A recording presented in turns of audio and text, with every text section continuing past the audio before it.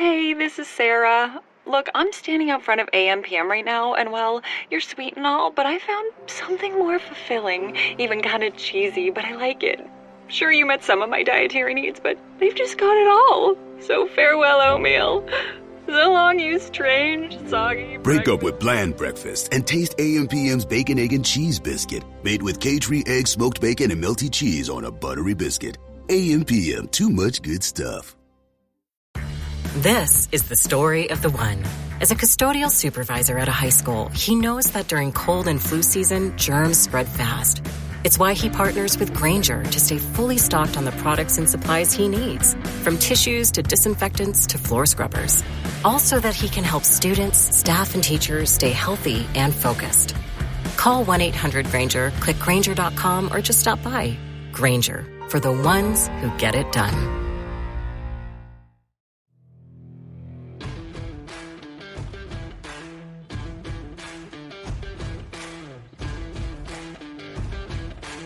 The following broadcast is brought to you by the iGolf Sports Network. Golf Talk Live is sponsored by the iGolf Sports Network and Golf Tips Magazine. Here's Andrew to tell you more about our sponsors. iGolf Sports is a live stream broadcast and media production company providing quality programming designed to attract the golfing enthusiast. And Golf Tips, the game's most in-depth instruction magazine, including reviews on the latest equipment, tips from top teaching professionals, all designed to help you improve from tee to green. Welcome to Golf Talk Live with your host, Ted Odorico. Join Ted each week as he speaks with some of the best in golf.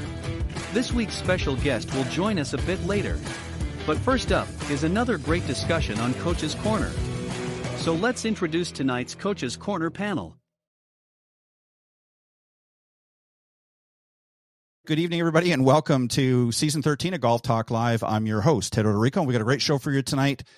Joined here by a couple of great guys. The two Johns are joining me tonight on the Coach's Corner panel. And then a little bit later on, I'm going to be joined by Bob Forman. He's going to be talking about forearms and wrists tonight, what we can do to get those strengthened up a little bit to help us with our golf game. And then finally, I'm going to be speaking with tonight's featured guest, Morne Botha. He is the CEO of Jondo USA. He'll be joining me on the latter part of the show. On that note, let me introduce the guys on the Coach's Corner panel. Don't forget, if you want to tune into this episode or any of the other episodes, you can go to the iGolf Sports channel or you can go to Spotify.com. The audio version also is available at Spreaker.com or wherever you listen to podcasts. And don't forget to subscribe on any of the channels when you're there so you'll see and listen to any new episodes as they drop weekly. All right, so as I mentioned, I got a couple of great guys, two Johns joining me here on the Coach's Corner panel. John Hughes, first up, PGA Master Professional and the past president of the North Florida PGA section and recipient of the 2013 PGA of America's Professional Development Award. And he was also in 2009 and 2023, the North Florida PGA Teacher and Coach of the Year, and as a Golf Digest Best in State Instructor from 2023 to present. He's also senior contributing editor and top 25 instructor with Golf Tips Magazine. Also, the other John Decker, he's a director of instruction at the Medallion Club in Columbus, Ohio. And he, too, is a senior contributing editor and top 25, instructor with Golf Tips Magazine. He was also the 2015 Southern Ohio Teacher of the Year. And he's the author of two books, Golf is My Life, Glorifying God Through the Game, and Fairways to Heaven, One Shot at a Time. And he's also available for public speaking upon request. So, guys, welcome to Coach's Corner. Thank you, Ted. Thanks, Ted. All right. Pardon me. Excuse me. So we're going to talk about, I actually had somebody ask me this the other day, and I thought, boy, this would be something. We haven't talked about this before. We've touched on a few things. Let me just grab a, forgive me, guys. I'm going to go for the heavy stuff then. Yeah, he's going to the heavy stuff. So, yeah, no, I'm just doing the light stuff here. I got too much talking to do tonight. So I had somebody ask me the other day, and they said, what are some of the hardest or most difficult shots that are out there, and what are causing them? Some of the most common swing flaws, if you will. Poor posture is certainly affecting balance and rotation. Over the top swing path certainly leads to slices and poor weight transfer, that sort of thing. open club face and, sort of hanging back, if you will. And we're going to talk about a few of those tonight. There's many, many other things that we could discuss, but I thought we would bring that in. So I'm going to start in the order I introduced you. So Mr. Hughes, I'm going to do you guys by your last name. So poor posture, first off, what is it when we're talking about posture in the golf swing? And what are your recommendations? How do you go about fixing somebody that you clearly identified as having some poor posture in their swing? So first off, JD, John, good to see you again. Looking forward to this time together. Again, Ted, thanks for the opportunity as always. Let's take it in a layman's term, posture. What most people believe is posture is somebody walking down the street and they're all slumped over, or they can't hold themselves upright, or when it comes to dancing, the person isn't just nice and erect and very statuesque. For the golfer, we think of posture a couple of different ways. The first way I would describe it is where your body is hinging.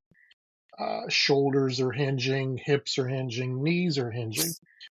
And to the layperson, you're looking at that and probably asking the question subliminally, can I tip that person over? And if you can tip them over, then we got a postural problem. But it goes beyond that. It goes into balance. So when I'm with my clients, I'm not necessarily using the term posture. I'm using the term balance quite a bit, because without static balance, we can't stand. We can't sit. We can't do a lot of things.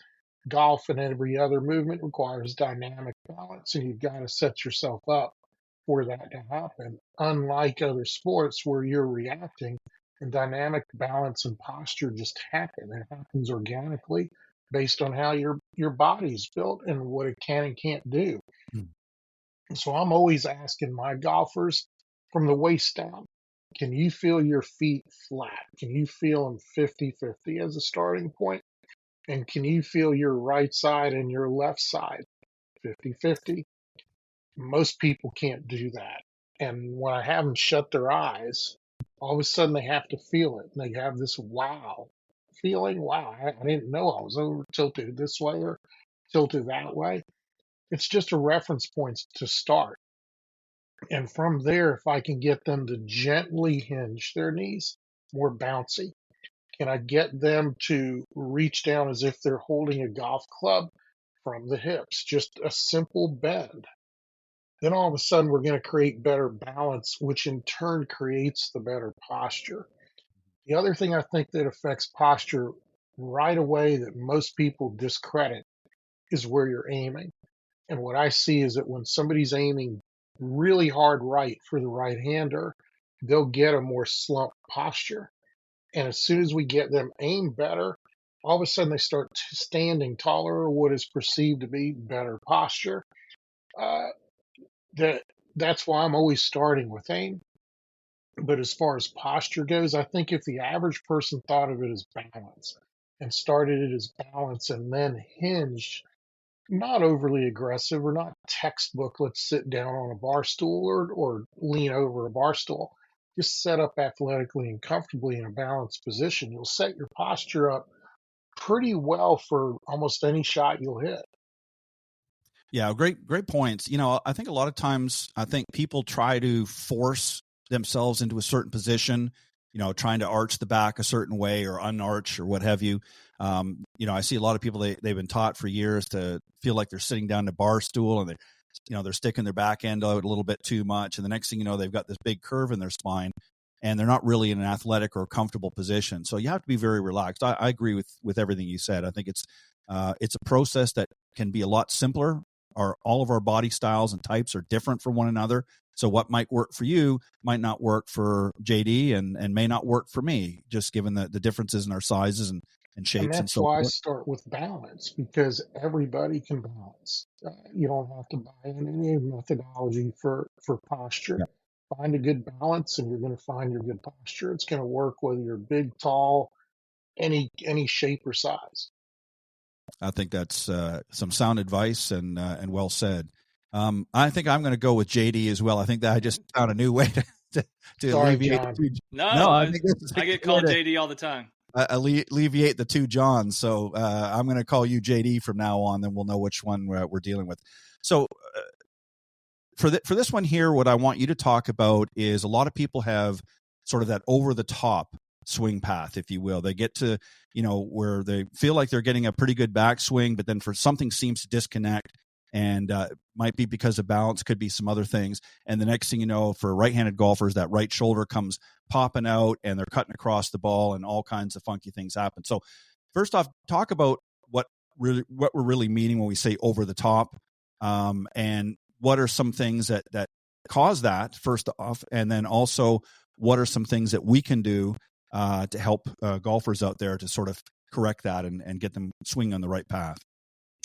Well, Ted, thanks again for having me on the show. And John, as always, I'm enjoying, always learn something every time I'm on with you. Over the top, the first thing that I do is, let me explain what over the top is, first of all. It's when the club shaft is coming in too steeply, and it can be caused by a lot of different things. But the number one reason why I see people come over the top, and the number one reason that when I was working at Grand Cypress, is because of an open club face. The club face gets open, and there's a lot of different ways, but it usually starts with the grip. Sometimes you can have a good grip and roll the club back, or you get the clubs too far to the inside. And when the club goes inside, it's like a rope swing. If there's a rope swing and there's a tire and you're sitting on that tire, and I swing it to the right, you're going to go around and you're going to come all the way back around to my left. You're not going to come straight back. The golf swing's the same way. So if you go way inside, the club's going to come way outside. And normally this happens because of the open club face. An open club face is going to cause the ball for a right-handed golfer to go to the right. So if your ball is going to go to the right, then instinctively you're going to start swinging to the left. And so if I can get someone's hands on the club properly and get the grip right, and they have an over-the-top swing, and it is because of their club face getting open, they are going to eventually, it might happen in the first lesson, it might happen in the second lesson, but eventually they're going to start hitting dead pulls where the ball is, they're going to hit these really solid shots and the ball is going to go way left of the target. Then we change their swing path. If you try to change your swing path and you're coming over the top and you have not addressed the club face, you are going to shank it. You are going to have all kinds of problems. So you don't put the cart before the horse. You must have the club face correct before you ever change your swing path. So if a person is swinging 30 yards left of their target, I want their ball going 30 yards left of the target. I don't want their swing going 30 yards left and their ball going 60 yards to the right. So I want their ball to go where their swing is going. If they're swinging to the right of their target, then I want their ball to go to the right of the target. So I always want the ball flight to match the divot, and that is directly related to the club face. So get the club face correct. And I would recommend to all of you once a year, and Jack Nicklaus used to do this every year with Jack Grout when he was on the PGA Tour, is have a lesson at the beginning of the season, go to your local PGA golf professional and say, I want you to look at my grip. I just want you to look at my grip. Get that. It could be a 15-minute lesson, a 30-minute lesson. Get your grip right, and you're going to start getting your swing path right. You will instinctively do that. There are other reasons why you can come over the top. Obviously, uneven lies, the way you're built, if you're using your upper body too much. There's a lot of reasons, but it all goes back to the club face. And so get that right, and you'll be able to solve that problem. Well said. And there's always, I think one of the biggest mistakes that a lot of amateurs or the trap that they fall into is they don't really isolate what the cause is. And you can't come up with a solution if you don't know what's causing the problem. So they're trying to rework everything else. I've watched people, it's interesting, I've watched people on the range, and I have to snicker a little bit to myself when I say this, but I will see them and they'll have one very simple thing that needs to be adjusted. And I'll stand back and I'll watch them, and I will see them literally rebuild their entire swing in a matter of 10 minutes. And what might have been a very simple fix that could have been just a minor tweak now becomes a major problem. And what are they doing? If they're working with somebody, they're going back and they're saying, hey, John, JD, I don't know what happened. I was up at the range. I was hitting some pretty good shots. I started leaking a little bit to the right, or I was, pulling a little bit. So I made a few adjustments, and now it's all over the place. Well, now you're back to square one. You got to sit and figure out what are they doing. And then they just don't seem to understand that, there is a cause and effect, but you have to find out what is causing the issue that you're having and get to the root cause. It's, it just makes me laugh when I see people doing that, because I can just tell the wheels are turning and they're thinking, okay, well, if I do this, and I see people opening, closing their stance, and I see them tilting more and, doing this, leaning this way, leaning that way. And it's just, next thing you know, there's about 40 things that they've just changed. And really, maybe it was just, as you said, it could have been just the grip. So just wanted to throw that in there. So for you guys tuning into the show, and those of you later on that will tune into the show, you need to go and see your PGA professional and get things looked at properly. Don't try to monkey around with your swing yourself. Just get it dealt with.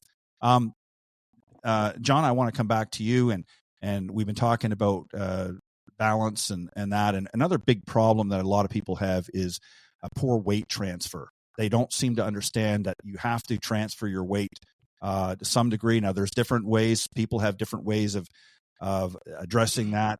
But talk about typically, and as I mentioned very early on, when I was sort of going through some of the things we're going to discuss, is you see a lot of people hanging back, especially in the follow through, the sort of falling back or hanging back, and they're not really transferring their weight properly. So what are some of the causes of that, and what can we do to help them do a better weight transfer? So let's deal with the causes first. Probably at the very beginning level, why are you hanging back? Because intuitively your brain's saying, well, if I hang back, my club's going to open up and now the ball's going to fly high. Not necessarily true. Why did some other causes? Maybe you have an impairment that prohibits you from making that weight transfer and internal rotation around your spine, around your core. Trying to lose weight? It's time to try Hers. At forhers.com/4u, you can access affordable doctor-trusted weight loss treatments tailored just for you. These include oral medication kits or compounded GLP-1 injections. Through Hers, pricing for oral medication kits start at just $69 a month for a 10-month plan when paid in full upfront. No hidden fees, no membership fees. You shouldn't have to go out of your way to feel like yourself. Hers brings expert care straight to you with 100% online access to personalized treatment plans that put your goals first. Reach your weight loss goals with help through Hers. Get started at forhers.com/4u to access affordable, doctor-trusted weight loss plans. That's forhers.com/4u, forhers.com/4u. Paid for by Hims and Hers Health. Weight loss by Hers is not available everywhere. Compounded products are not FDA approved or verified for safety, effectiveness, or quality. Prescription required. Restrictions at forhers.com apply. Weight loss solutions are not one size fits all. Hers makes it simpler to get started and stick with a weight loss plan, backed by expert-guided online care that puts your weight loss goals first. These include oral medication kits or compounded GLP-1 injections. Through Hers, pricing for oral medication kits start at just $69 a month for a 10-month plan when paid in full upfront. No hidden fees, no membership fees. You shouldn't have to go out of your way to feel like yourself. Hers brings expert care straight to you with 100% online access to personalized treatment plans that put your goals first. Reach your weight loss goals with help through Hers. Get started at forhers.com/4u to access affordable, doctor-trusted weight loss plans. That's forhers.com/4u, forhers.com/4u. Paid for by Hims and Hers Health. Weight loss by Hers is not available everywhere. Compounded products are not FDA approved or verified for safety, effectiveness, or quality. Prescription required. Restrictions at forhers.com apply. Most of the time when I see somebody who's hanging back, it's a combination of three things. It's they're trying to make the ball go up in the air intuitively. That's what they'll do, is hang back. They're trying to add loft to the club at the same time, and that's the easier thing to do because they've been told not to flip their hands or whatever. And to John's point, that's a grip issue as well. The third thing is they don't know any better. They're not putting two and two together because they're so used to doing something intuitively and reactively that whether they're throwing a ball in baseball or football, or they're a hockey player and they're hitting a slap shot, or they're a basketball player and they're taking a jump shot, they're always moving forward. But because that ball's sitting still, they don't know any better. They're not thinking about that. Yeah. So one of the first things I get people to understand that are having a hard time conceptualizing and or from a coordination standpoint of view, make the weight shift is ask them if they're going to hit at the ball or hit through the ball. Mm-hmm. And we've got to get them to hit through the ball. And in order for them to hit through the ball, they can't do it leaning back. They can't do it with an open club face. They can't do it because the ball's sitting still. They're going to have to make that move through, which in turn creates that weight shift. At the beginning, we don't care. I don't care. Hey, is it a weight shift from the top first, from the bottom first? Just getting them to weight shift is key. If they can do it and show some coordination, then I'll typically tie everybody's hands behind their back and ask them to take their rear knee, their back knee, in my case, my right knee, and can I literally turn around my spine and get my right knee to touch my left knee? Mm-hmm. And then all of a sudden the light bulbs go off and they realize that a weight transfer starts at the beginning of the swing getting backwards because they have a very hard time from a standstill getting that over there. You'll always see somebody they got their hands behind them and they'll go back first to go forward. And all of a sudden the light bulbs go off. Combining, hey, it's got to be a through with what that feeling is. It's always been my go-to as a coach, unless there's a physical impairment that prevents somebody from doing that. Right, and that's a great point because obviously with a lot of our veterans, we have some that have issues that deal with, and there's ways around that. There's ways of making modifications to accommodate, whether it's a no limb or something that they're having to deal with. So that's a great point. I want to ask you guys a question, John, JD, excuse me, before I come back to you. I want to ask both of you a question. I'm going to start first with you, JD, and then I'm going to come back to you, John. Do you think when it comes to instruction in general, do you think that there has been, and I'm talking about over time, that there, on behalf of the student, that there's been a misunderstanding of what we are trying to explain? Like when we're explaining certain things, keeping your head still and this, that they're taking sometimes maybe too literal, or they're not understanding the concept that we're trying to explain. I'm not talking about getting into all the details of the swing, but I'm just talking a generality. Do you think that there's been a misunderstanding over time in golf instruction by the students because they just don't really understand what it is we're trying to say to them? Maybe because of the lingo that we've used for many years. I know it's changed a lot in the last, especially 10 years, but 20, 30 years ago, we used a lot different lingo than we're using out in the lesson tee right now. So what are your thoughts, JD? And then John, I want to get your thoughts as well. I definitely think that there's a lot of misunderstandings out there. I am utterly amazed when you go to the driving range, people who are very successful people who charge a lot of money for what they do want to give free advice and they want to help. I am utterly amazed every time I play with a group of people how one person will start trying to help another person and they're giving them information that's totally wrong. Right. And I don't go into an accountant's office and start telling people how to do accounting because I don't know that field. So whether it's, with the internet now and being able to go on YouTube and all the different platforms and gather information, that's great. I mean, the people out there who are watching this show are going to get really good information, but you can't just take that information and start giving it to other people. So, it's best to take that information and bounce it off your local pros. Again, go into a PGA golf professional and go to them and say, last night I heard John Hughes talking about, the weight shift and, what are some drills that I could do for that? I think that would be better to have a filter where you're going to be doing something that's in line with what your pro's trying to get you to do. And that's one of the reasons why I developed my website is because I wanted my students to have a consistent message.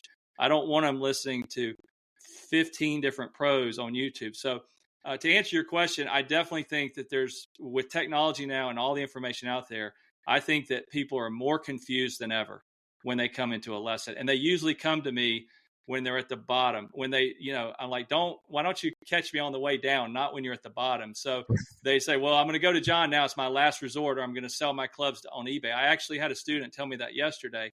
And then after the lesson, he was like, wow, this went a lot better than I thought it was going to go. And I said, well, if you'd come to me, 6 months ago, you probably would have played a lot better golf this summer. So I definitely think that you need to leave the information to the professionals, but there's definitely, from a student's perspective, a lot of misinformation out there. Well, information overload too. Yes. And, I think for a lot of instructors, that's what you're talking about is challenging as well. And John, I'm going to come to you here in just a second, but because there is a lot of information coming now at your fingertips, and there's some great information by other fellow pros that we all know, and we may or not agree 100% with everything, but we certainly understand that certain methodology might be sound. But then again, when you're trying to make these adjustments as a player, as an amateur, and you're listening to one guy this week, and you got another guy, and then your pro is telling you something, and you've got so many messages coming in, you have to have that conversation. So John, I'm going to come to you.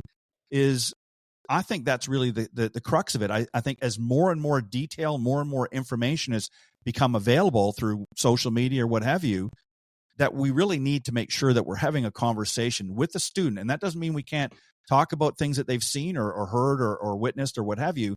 But I think that conversation needs to take place. What do you think about the whole discussion with respect to that? Or you not agree? I agree. I agree. I've just got so many different things going through my head here to figure out where do I start with this. And yeah.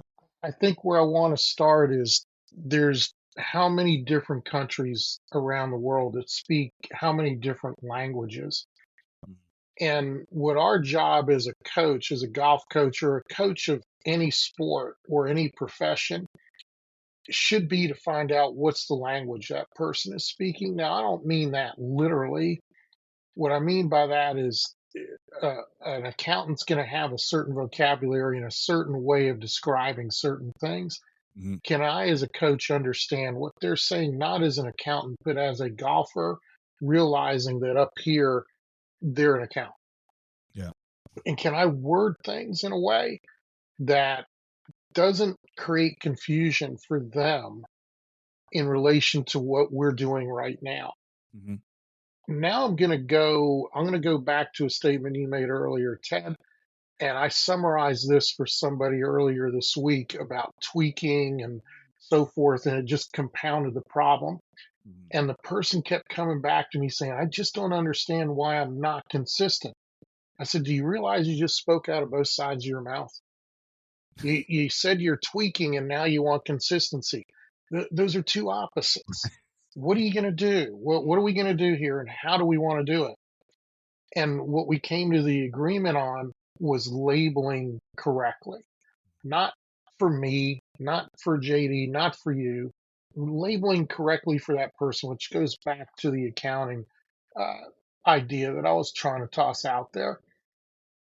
I think it's up to us as coaches, because there are no standards of flex from company to company.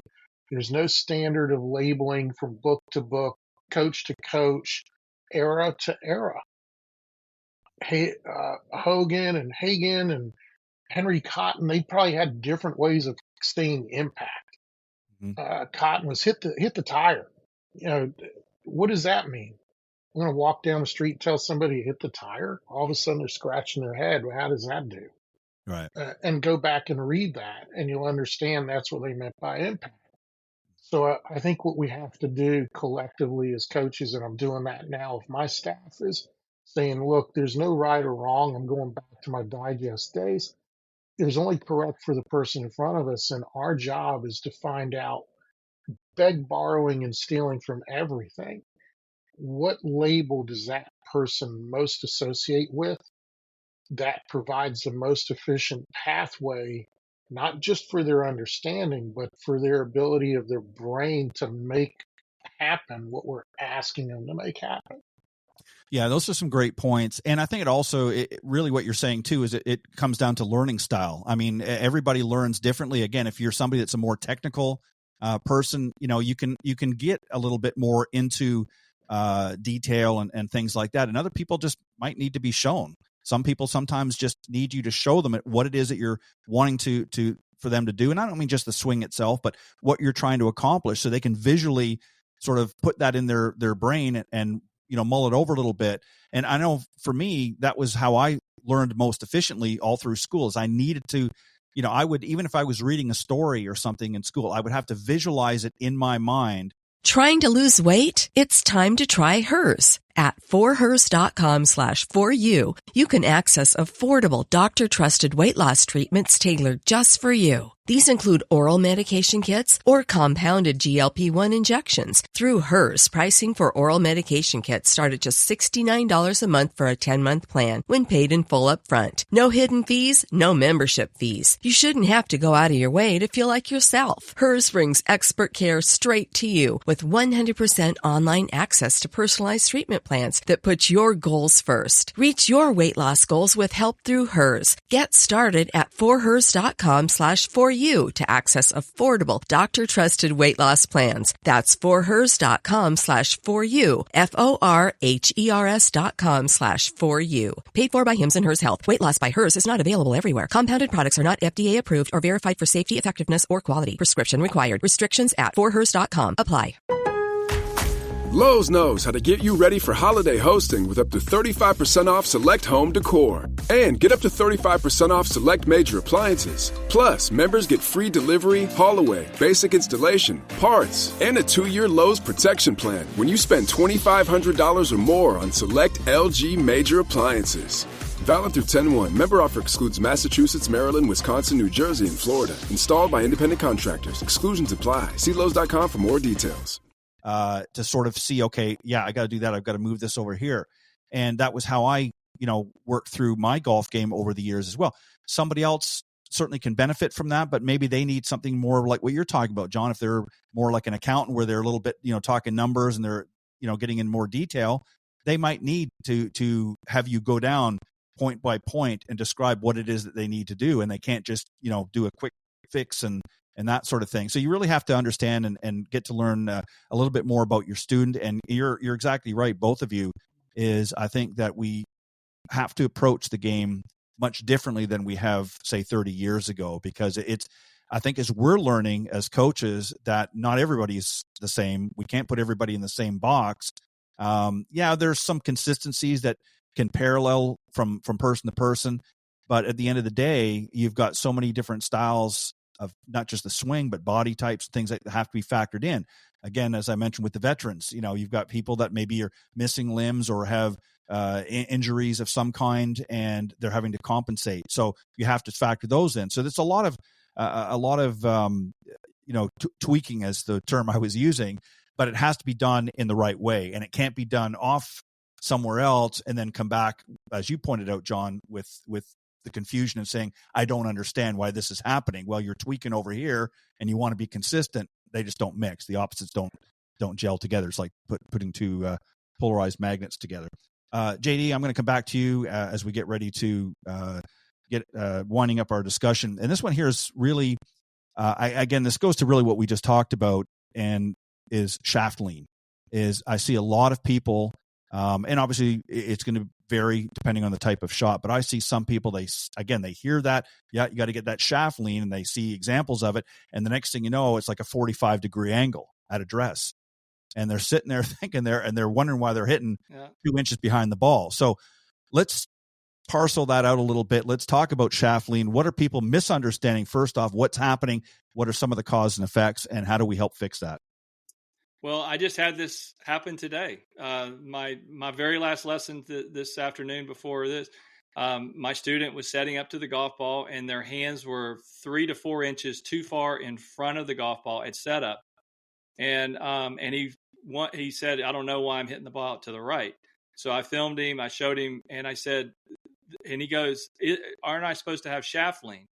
And I said, yes, you want shaft lean, but you want shaft lean at impact, not at setup. So he was putting the cart way before the horse there. So I showed him where the hands should be, and I showed him where they are at impact. A tour player starts with his hands more, let's just call it a neutral position where the hands are more in line with the golf ball with an iron. And when they swing at impact, their hands are, when I was at Grand Cypress and saw Payne Stewart, his hands were almost 7 inches in front of the golf ball at impact. So he could de-loft his irons and hit them a long way. It was the first tour player that I ever got to see take a lesson. And I was just amazed how far he could hit his 8-iron. Well, he had a lot of shaft lean. He had a lot of lateral slide. and he can hit the ball a long way. Other players who are high ball hitters that are on tour may only have a couple of inches. But the shaft lean does not happen because of the arms. The shaft lean happens because of the rotation of the body. Mm-hmm. And the rotation of the body is what shallows out the swing, and that's what gets the hands more forward. Because when you swing a golf club, you produce centrifugal force.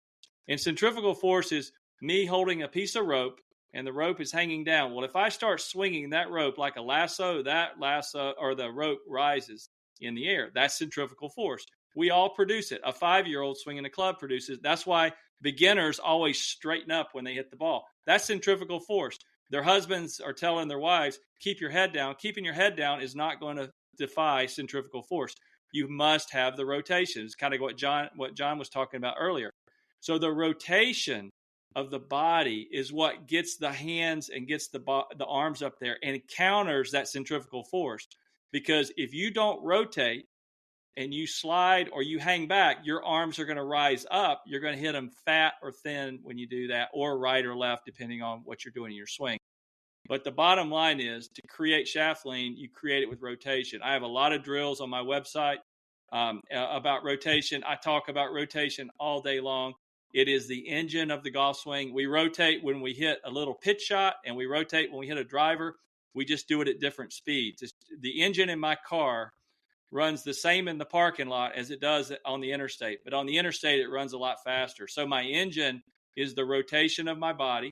And then I do it at different speeds and obviously different clubs to produce the shaft lean and get the ball first and get the ball going at my target.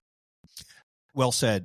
Shaft, the whole reason I brought that up was because shaft lean was a perfect example of what we see so often. Yeah. We'll see, and again, I'm not trying to blame, from an instructional standpoint, but I even see tour pros talking about this when they go on and they'll shoot a video and they'll show, you say, well, you need to do this, and they'll preset that shaft lean so that people automatically start thinking, okay, well, I got to do that. And they're doing that at address. Well, then with the centrifugal force, as I say, as their bodies are turning, now they've maybe taken a couple of inches of shaft lean. Now they've turned it into 6 or 7 inches because, again, just the force of the club. So you've got to be very careful about that. And that's why I brought up that last part of the discussion that we were talking about, was because, again, there's so much information that's going around. And it's not that it's wrong, but it's just it has to be put in proper context, I guess, is really what I'm trying to say. And I think once it's done, and that's just really, I think, one of the reasons why a lot of people, not just so much that they struggle, but got to a point where they got frustrated with the game simply because there was so much information that they were being given they didn't understand. And rather than asking questions and saying, can you explain that? Or, let's have a further discussion, they just went on the assumption, okay, I know, I don't want to look stupid and ask John, what he meant by that. So I'm just going to bluff my way through it. And, or they see something online and do that. So, I mean, it's just, again, it all boils down to, as our mutual panelist, Pete Buchanan always says, as he winds up in his coach's corner segment, he always says, let's have a conversation. And that's really what it boils down to, is let's have a conversation. Let's figure out what the problems are. Let's look at some solutions and, quit trying to tweak and adjust and do all these things on your own.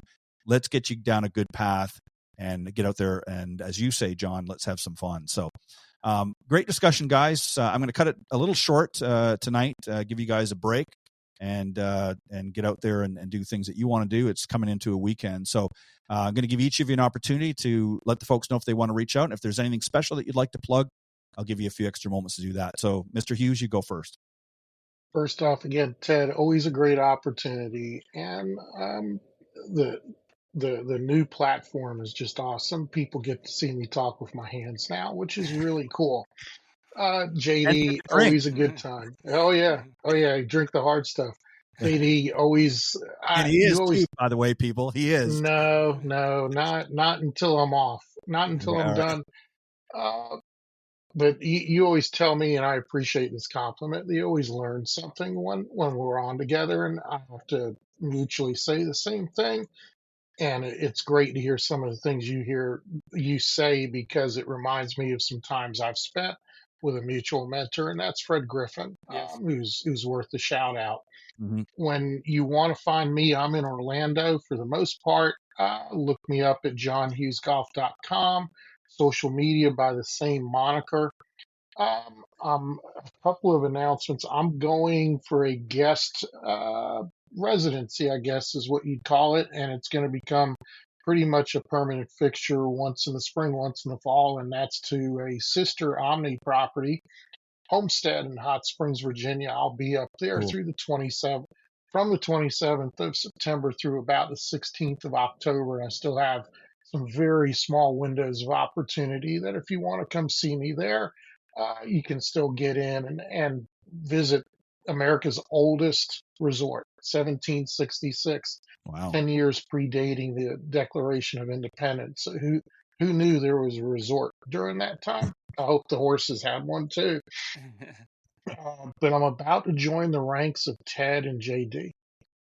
I'll announce it here first. Sometime by the end of the month will be the first of 3 books that I'll be publishing under the main title of Instant Golf Improvement. And before you get your hopes up too high, there's no such thing as instant that goes along with improvement unless you've got Cheech and Chong's magic dust that made the reindeer fly during the Christmas holiday skit. But I think for the beginners out there, for the people with limited time, for the people who have limited capabilities, this series of books I'm hoping to be groundbreaking for those golfers who live in the present and want something yesterday, not today. Right. The first of the trilogy should be out by the end of the month with a total relaunch of that website, instantgolfimprovement.com, along with some other offerings there. I'm really excited. There's a lot going on here in Orlando with that, and I'm sure there will be more to talk about the next time I'm on next month. Perfect. Well, I'm excited for you as well. JD, go ahead. How can they reach you and anything that you'd like to let the listeners know about? Well, once again, Ted, thanks for having us on tonight. And John, as always, congratulations, first of all, on the book. I knew you had something in the works, but this is the first I've heard about it. And congratulations on the new gig as well at Hot Springs. So if the listeners out there want to get in touch with me, the best way is to go on my website, deckergolf.com. On there, I've got my video library, and I've got videos from full swing all the way to golf fitness. And there's 8 different categories. You can also reach me on Facebook, Instagram, YouTube, and LinkedIn. And then if you are on YouTube, please subscribe to my channel. It's John Decker Golf Instruction.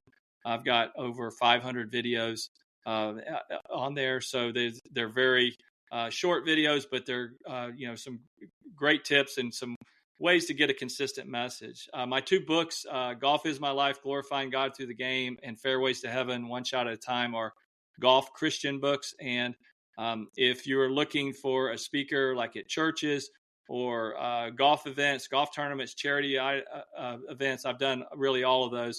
I'd love to come to your community. I'm willing to travel to speak and help you to raise money or whatever the worthwhile organization is after. But Ted, thanks again for having us on, and it was a great show tonight. And I really love the new format. I think it's just been a great upgrade, and congratulations again. Well, it's still a work in progress, but thank you guys. I'm going to have to. We're all, exactly. But I appreciate it always, guys. Love having you guys on. It's hard to believe we're in season 13, and we're going to be winding that down in a couple of months, and we'll be into season 14. And I think it's, if I'm not mistaken, I think it was about 2 years. It was about the second year in that I was doing this that we brought Coach's Corner.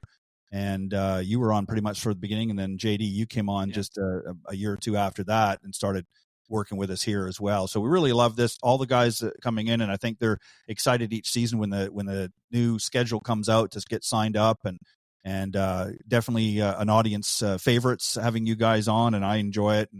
And there's many others that are contributing to the panel, of course, each and every month. But thank you guys as well. Have a great weekend, and I will see you next time here on the Coach's Corner panel. And I'm going to take a quick commercial break, and I'll be joined by my good friend Bob Forman, golf fitness professional, and we're going to see if we can help your game getting into shape. So we'll be right back.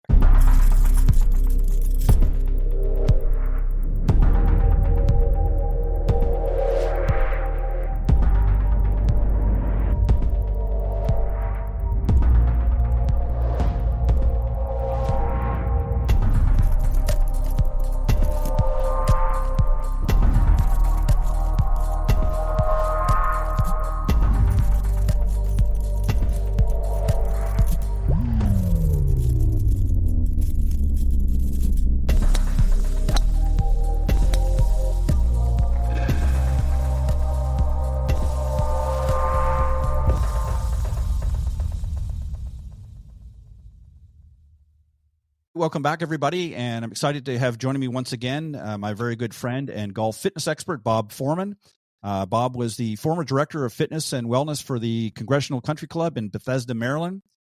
He's also internationally known as a leader in the field of golf fitness. His programs have been recognized multiple years by the Golf Fitness Association of America, and he holds a Master of Science degree in exercise physiology and is a certified golf fitness instructor through Titleist Performance Institute, or TPI, and also the Gray Institute. So, Bob, welcome back. Hey, thanks, Ted. Always a pleasure being here. I appreciate it. And what I'm going to do is I'm going to pop up, before we get into our questions, I put together a little clip of some photos, actually. It's into a little video. And what I'm going to do is get this thing going here. Where are we? Okay, so what I'm going to do is I'm going to stop it. So here's the first one. Explain this is wrist, I know, is a wrist function that we're going to do, a wrist exercise. So try to sort of lay it out, if you will, what we're looking at, and then I'll advance it to the next slide. Yeah, well, there's not really a whole lot written about forearm strength for the golf swing. There's a lot of focus, obviously, on the core and on shoulders and biceps and triceps and legs and all that kind of stuff. But I mean, if you're swinging a golf club, the average swing speed for males is around 90 to 100 miles an hour for the average amateur. For women, It's somewhere in the ballpark of 70 to 80 miles per hour. So, I mean, you have to have some decent grip strength to hold on to the club. Plus, the forearms are important to maintain balance within the wrist, the elbow, the shoulder. A lot of us tend to be stronger on the grip side of our forearm because we're constantly gripping things, but we're not doing a whole lot for the backside, the extensors. So it helps with the grip, it helps with shot making, and it will help prevent injury to all those areas, the wrist and the elbow and the shoulders. So this picture here is the start of an exercise called wrist abduction, ABD. UCTION, because you have abduction and adduction. Adduction is bringing towards the midline of the body. Abduction is going away from the midline. And when you're swinging a golf club, I mean, as you bring that club back, you're doing flexion and extension, but you're also doing the adduction and abduction part, probably even a little bit more so than the flexion extension. So it would be to the golfer's advantage to strengthen those muscles responsible for adduction, abduction. So as I mentioned, this one is the start for ABD, abduction. You can use a golf club. You can use a weighted bar, anything that will provide resistance. And this is the starting position. Basically, you want to I'm holding my left arm to my side and the arm is straight. And you want to cement it there. You want to keep it nice and solid right up against your body.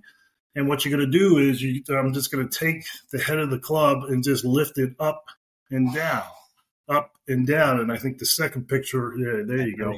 So you're bringing it up as high as comfort allows, and then you bring it back down. And that'll work, like I say, the muscles on the outer part of the forearm, the abductors.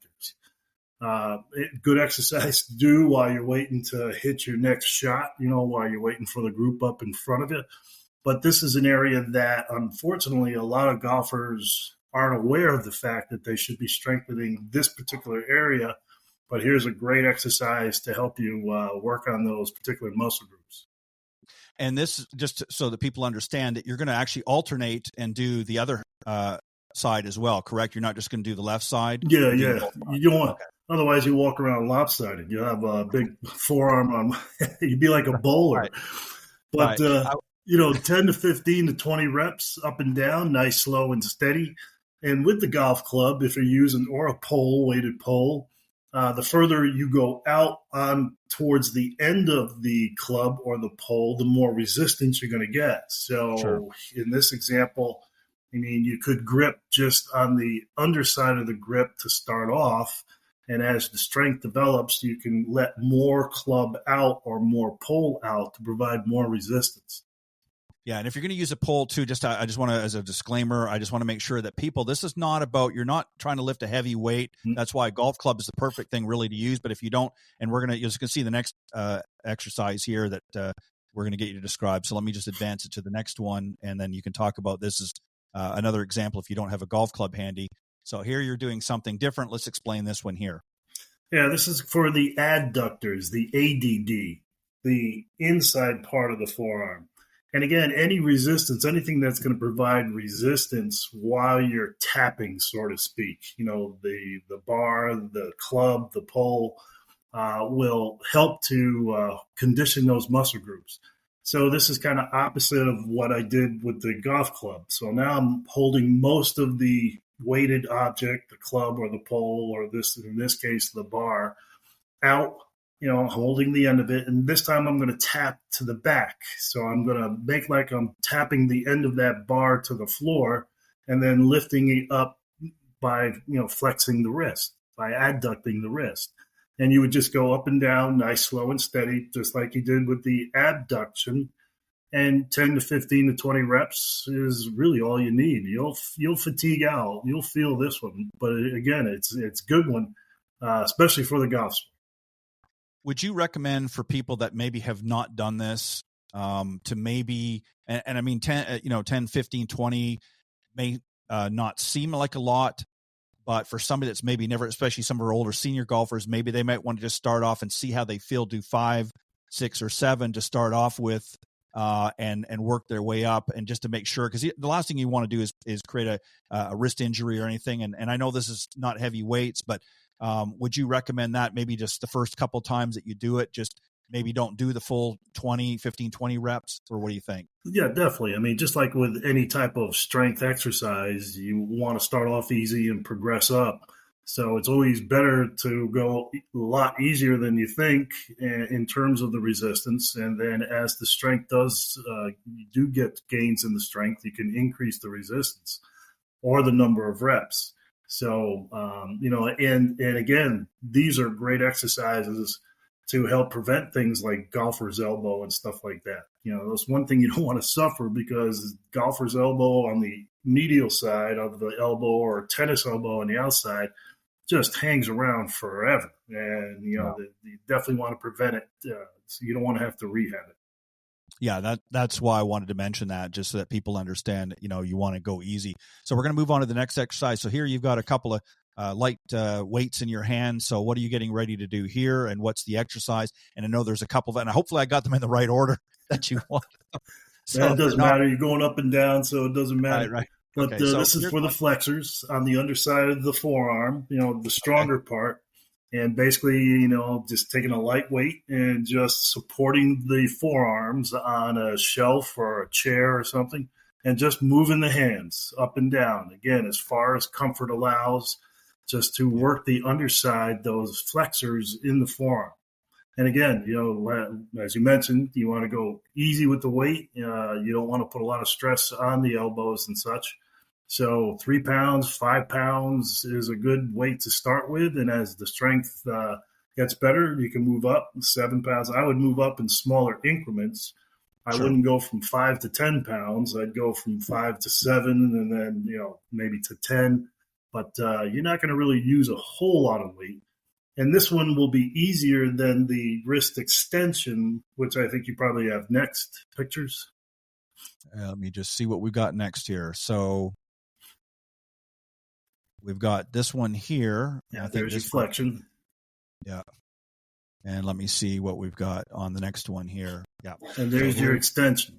So again, palms up for the flexion, palms down for the extension. So again, you're just going up and down as far as comfort allows with the weight. You're going to feel this on the top part of your forearm that's working those extensors. Yep. And again, that tends to be the weaker side of the two. So you may want to dictate the weight by how much you can do on this particular exercise versus the flexors. So I just want to clarify so people really understand this. The importance of why you want to do this, obviously you want to build strength and things like that, but this is a great point that you're making here, because a lot of times, as you mentioned, underneath here on this side of the forearm, typically is very, very strong. It's not so much on the other, and that can affect that you want to balance it. I mean, it's never going to be as exact. Maybe, I mean, I might be wrong, but you're the expert. It's never going to be as exactly the same as the under. But if there's such a big discrepancy, that is going to affect how you swing the golf club, correct? Yeah, and more so for injury potential. If there Right. is a big discrepancy between the two. So it's important. And you can get up to the point where the weight that you're using for the extension is equal in terms of the way it feels on the flexion. When you start off, you're probably going to find that the flexion is going to be a whole lot easier just because we're stronger on that side. But at some point, and you may want to do an extra set on the extensors for the first few weeks just to kind of get them to catch up to the flexor side. And then you'll find that, I can do 10 pounds, 10 to 12 to 15 reps, and I get the same feeling that I get when I do either the extension or the flexors. Right. Well said. So I'm going to move on to the next one here. So this exercise, so here we go. This is another one here that you're bringing up. And you've actually, looks like you've angled out a little bit here. Yeah, this is rotation. Okay. So you want to go from palms up to palms down. Palms up, palms down. So basically you're going to supinate, pronate. And again, that's working the rotation of the forearm, which in the golf swing, as you're coming down through the golf swing, you want to be able to kind of utilize those muscle groups. And this one you want to be careful with because, again, you don't want to put too much pressure on the elbow, especially as you're kind of doing the supinated part. Again, go slow and steady and don't try to overdo it, either with the range of motion. Just go to a comfort level or with the amount of weight on this one. Yeah, exactly. Because it's and that's why I wanted to sort of do that little bit of a disclaimer is I don't want people going out there and think, well, I can curl, 30 pounds a side or something. And they get out there with a big, heavy weight and, end up with a wrist injury and being off the golf course for the rest of the season. So I want to make sure we get that other. All right, we're going to click to the next exercise here. And this is one here. There we are. So here you are set. You got a bar and on a setup with some weight there. So what exercise are you getting ready to do here? So this is a reverse curl. So basically it's like a bicep curl, but your grip, instead of being the grip with the palms out, you're turning the palms in so that the palms are facing you. This is done on a cable. You can use free weights for this. Again, you're going to go a little bit lighter than what you would do a bicep curl with on this because it's going to be tougher to do. And you want to be careful when you get to about this point here because it'll get easy again. So don't be looking down because you may crack yourself in the noggin. So, keep the palms facing you, come up nice, slow, and steady, and a little bit of a wider grip on that bar. And that's, again, going to work that forearm group along with the bicep. Right. Perfect. All right. So let's, that was the last one that we had on there. So I think you said you had a couple maybe that you might want to do as well that you want to show. You're going to actually demonstrate a little bit. So if you want to go ahead and do that now or yeah, I mean, a great little easy exercise to do while you're sitting around watching TV at night is to take a rubber band, right? And again, because we tend to be stronger on the flexors than on the extensors, because we hardly do anything where we're opening up our fingers against resistance. If you take that rubber band and you wrap it around your first knuckle and just open and close 15 to 20, 25 times, you'll start to feel a little burn in those extensors. So that's a good one to kind of offset that imbalance between the flexors and the extensors. And once 20 reps, let's say, gets easy, you go to a next thicker rubber band, and that'll provide more resistance. Yeah, two other good exercises. I'm going to stand up for this one to demo. One's called a Zockman curl. So again, this will hit the bicep and the forearms at the same time. So what you're going to do is you start off with a supinated curl. So as you bring the dumbbells up, you're going to go from palms facing each other to palms facing your shoulder. When you get to the top, you're going to rotate the palms out. Now this is where the forearm comes into play. And you're coming down nice and slow, all right? Supinate up, rotate out, come down nice and slow. You're going to feel that brachioradialis pop as you're bringing that weight down. So a real good exercise, again, as an alternative. So you have a little variety to do these exercises. You're not doing the same thing all the time and just kind of going nuts. And then another one, and again, 8 to 12 to 15 reps, comfortable weight. Another one is called they call it a pinwheel curl or a cross the body curl. So again, you're starting with the dumbbells at your side, palms facing each other. And what you're going to do is you're going to come up along your body. So the palm is facing your body up to the top. And then you alternate to the other side. And I like to tell people to kind of almost tap their cheek with the back of the hand as you're bringing the dumbbell up. And you just keep alternating, doing your 8 to 12 reps. And again, you can see that brachioradialis popping there to work that forearm group. Yeah. So you got about 5 good exercises there. Almost crushed my laptop just then. 5 good exercises there to kind of help build up those forearms. You know, this is really good because this is an area that a lot of people, I mean, I see people at the gym, you know, and they're lifting heavy weights and they're thinking they're getting themselves in shape. And, you know, a lot of those exercises don't really parcel out when it comes to the golf course. And what they end up doing is they're bulking up and they might look good, but they're really not engaging the muscles that they're going to be using. And what people don't understand is the forearms and the wrists, those really engage because that's part, I mean, your hands are what holding the golf club, but those muscles are engaging with the golf club. The other bodies, the big bodies, your glutes and all that, that's really the stability, if you will, of the golf swing. That's helping rotation and things like that. That doesn't have anything really to do with the golf club. And if you've got weak wrists or you've got, your forearms are weak as well, then you're going to have problems of really swinging the golf club. And a lot of times people will get that, especially as we get older. I mean, it's just part of life as we get older. But the main thing that I want people to understand is that these are exercises that you can do even at home. You don't have to go to a gym. These are things that you can do. And if you don't have weights like that and you don't want to go and invest it, get a couple of good soup cans, something like that, just to give you some resistance, some bands, what have you in that. What I want to ask you, yeah, exactly. Rocks if you have to. The one thing that I want to ask you is how often, and again, we're going to deal with age here, but how often weekly should we be doing that, and how much is too much? Not so much just the repetitions, but how often should this be something every other day that we do, maybe once or twice a week? How often should we be doing some of these exercises? Well, again, if you're dealing with just amateur golfers, a lot of them probably aren't doing anything in terms of strength training for golf. I like to put my clients through a 3-day-a-week total body workout, like a Monday, Wednesday, Friday, or a Monday, Tuesday, Thursday. I would try to avoid 3 days in a row because you want to kind of give the muscles a break to kind of recover and restore. But if you can get in a total body workout 3 days a week where you're hitting the major muscle groups, you do some golf-specific exercises, which, you throw in those forearm exercises there and you vary it so that you don't get bored with it. That's going to be a great program. You'd be surprised how many people can't maintain a 3-day-a-week program. I mean, 2 days a week, okay, you'll get some benefits, but if you can throw that third day in there, I tell you, it really makes a big difference. The other point too, Ted, is, a lot of golf courses, I know our course here, they like to keep the rough. Yeah. And that's where a lot of people get hurt especially in the wrists, the elbows and shoulders and stuff.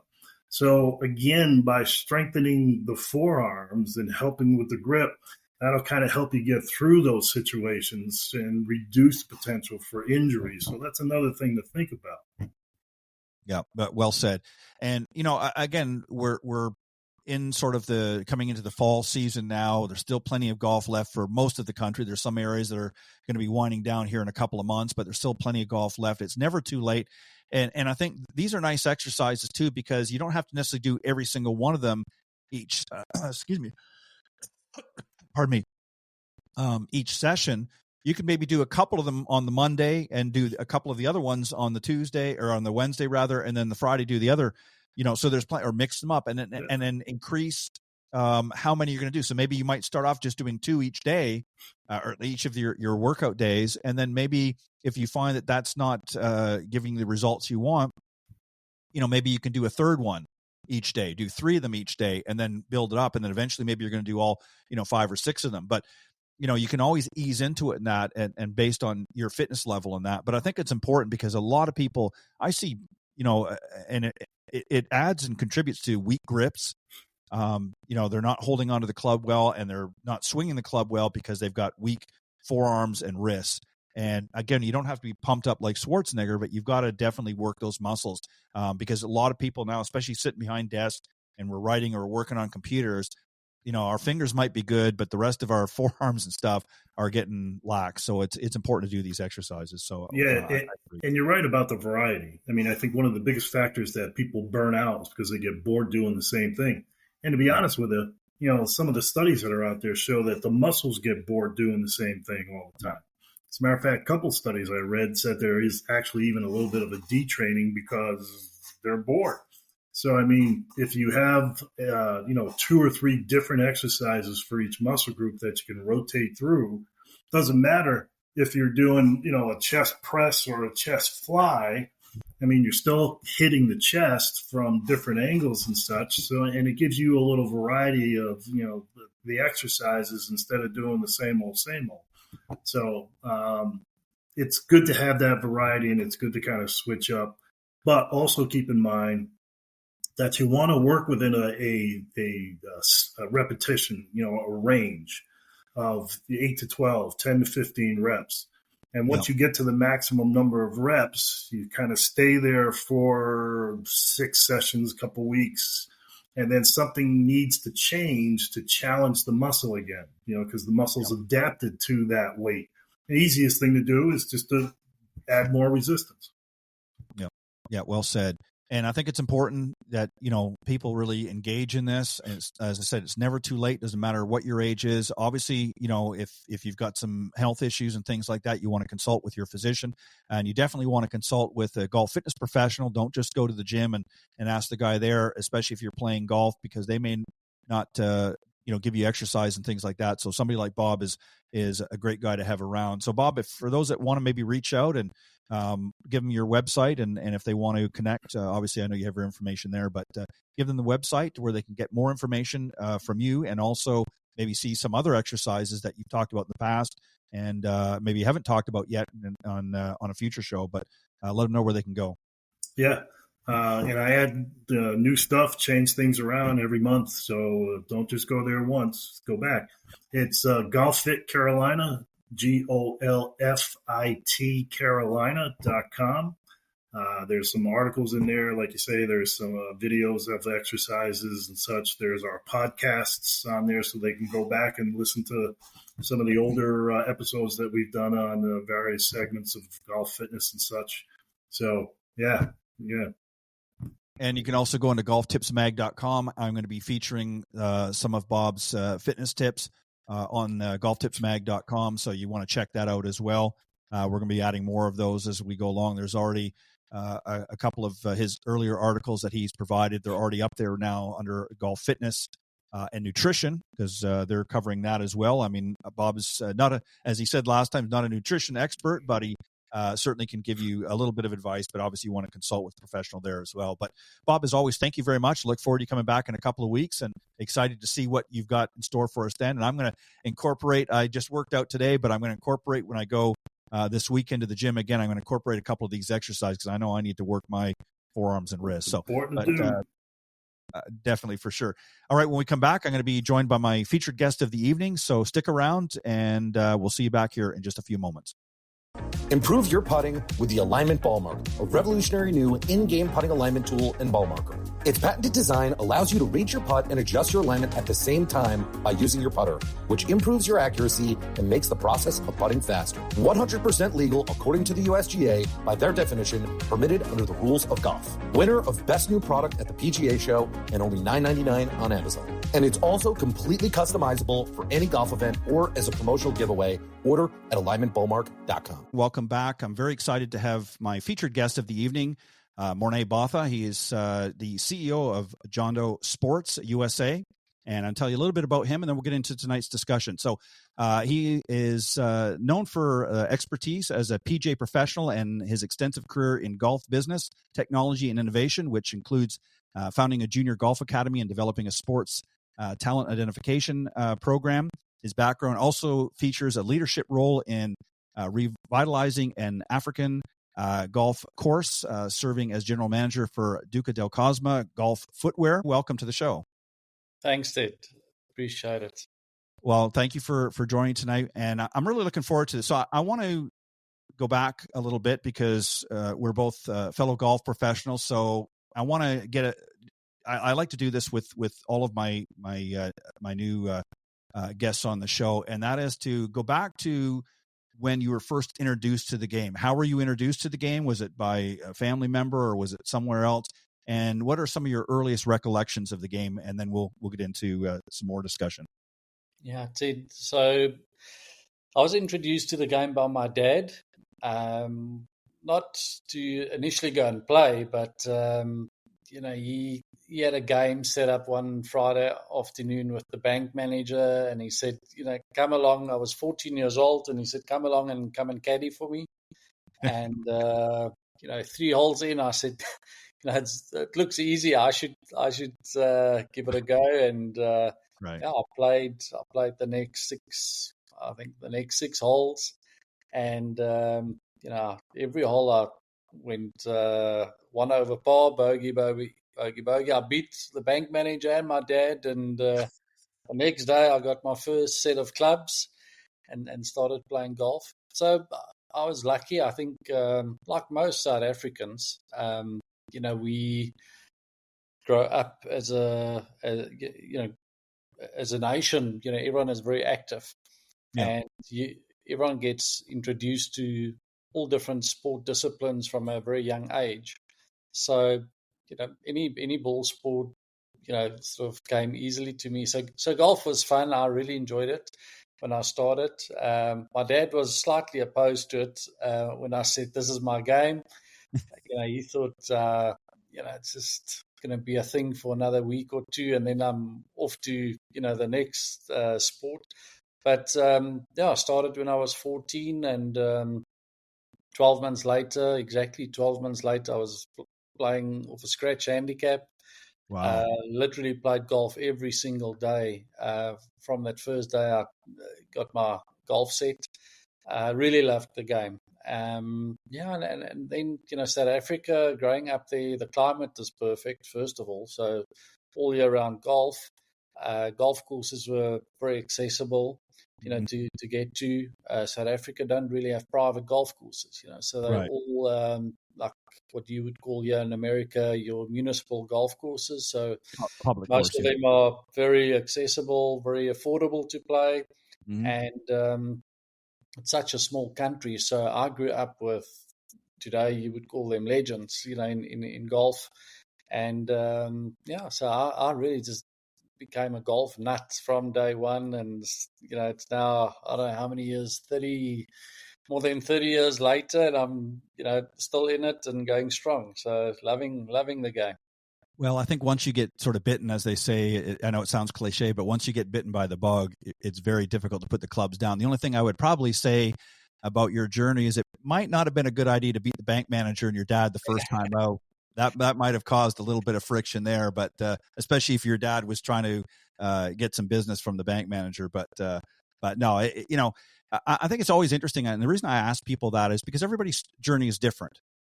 Some people try it out and it's okay, but nothing, and then all of a sudden they hit that one pure shot, and it just the golfing gods just sort of open the floodgates, and there they go. And it sounded like, obviously, you were athletic anyways, and you had an opportunity to get out there and play, and it was something that you were passionate about, and, became a PGA professional at some point as well. So walk us through that journey. I mean, you obviously went out and played. You became a scratch golfer very early. What made you decide to take it up professionally? Yeah, so again, I think it's I think it's also my type of personality, and I think if you look at golfers that start at a young age and really stick to it, it's definitely a personality trait where the individual enjoys a sport where they sort of individual sport, not team sport necessarily, but personality wise more trying to be in control on your own and take accountability for all your actions in sport. I really enjoy team sports, but golf for me was just, it's all me. It's what I put in, that's what I'm getting out. So that really sort of resonated with me, and I think that got me sort of more into it. And I think turning pro was later on. It's all I wanted to do was play golf. Right. And even before golf, I knew I was going to do something in sport. It was never, dreams of becoming a police officer or a firefighter or whatever. For me, it was anything in sport. So only later on, it was definitely golf. So scratch played what we called in South Africa provincial golf. Here it would be for your state, or and quickly after that, it was I come and study, on a golf scholarship here in America. I wasn't keen on that. I just wanted to play golf straight away. So I turned pro in straight after school. Turned pro, and funny thing happened. I initially thought, it's going to be easy. Get out there, just play golf, get paid, and there you go. And then something happened to me. So whether I was good enough, not good enough, I don't know, to have made it as a tour player. But one thing happened to me, and it was I lost my sponsor as a very young tour player. Played in a tournament, and I couldn't check out of the hotel. They wanted me to settle my bill straight away. I don't have any money. I finished second in that specific tournament, and I said, I've got a check. I had my checkbook. I said, no, they don't take checks. It's I need to pay by card, swipe the card, or cash. I said, well, I don't have either of those. I can only give you a check. I said, well, it's not going to work. I said, okay, I'll let me sort it out. I walked out the reception area, sat down, and a friend of mine phoned me, and he said, I saw you played, at this facility, at this golf course. Are you still there? It's a resort golf course in South Africa. I said, yes. And he said, come, why don't you stay there for another week? We on our way there. I want some lessons. If you're not going to play in another tournament, and he'll pay for all my accommodation and everything and settle my bill. And, for me, that was like a sign from above.